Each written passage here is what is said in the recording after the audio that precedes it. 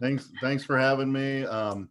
I'm excited to be here. I'm a freshman state rep along with Reps Weiner and Goodwin. We came in together.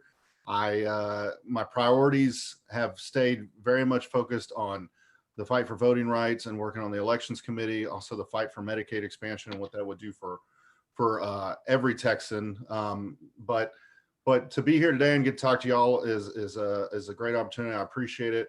I agree with what Rep. Zoiner was just talking about. We need to legalize, regulate, and tax marijuana. We've got to decriminalize. I was proud to help support legislation last time to expand some use to help in the House pass bills that would have helped with decriminalization. But we've got a big fight on our hands, and we need to keep amplifying it. We need elected officials that will continue to amplify it. Last week, I did a ledge chat. I've been doing a bunch of these where I was joined by Speaker Joe Moody, and we spent some time talking about the legislation he had and where it got and where we can keep going. But I think one thing we have to do is continue to, really make it okay to be public in support and understand why this needs to get done in Texas, why it benefits us economically, why it benefits our health. I think about the VFW hall in our district in Leander. I spend a lot of time up there, and one of the regular conversations we have is about the struggles with PTSD and the need for medical cannabis. And so I just think it's a day-to-day occurrence where it comes up where this would benefit our state and the people of our state in one way or the other. So we've got a lot of work to do.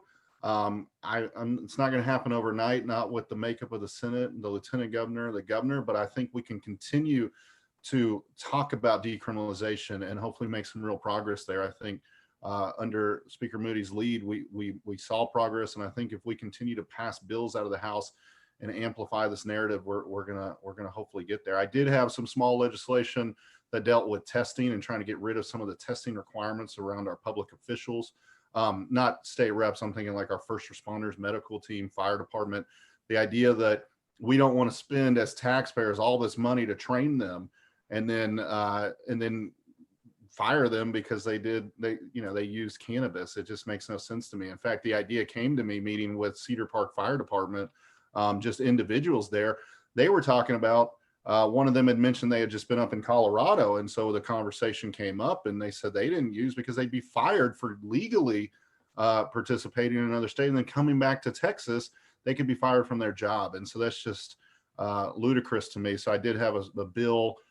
We got a hearing, but that was the extent of it. That would have made it where we would stop, drug testing and punishing for marijuana of our public servants. We did exclude police at their request because they didn't want to be arresting people and then not be held to the same standard, but it was inclusive for, fire and ambulance and other EMS, other types of emergency need, just because you think about the investment we do as a government into those individuals, and then to go take it away for such a silly reason just makes no sense to me. But I'm excited to be here to talk to all of you because we can make progress in the state. I sense it. I feel it. I know when we talk to our colleagues across the aisle, especially I think on decriminalization, there's some hope on the horizon, and I hope we can get it done.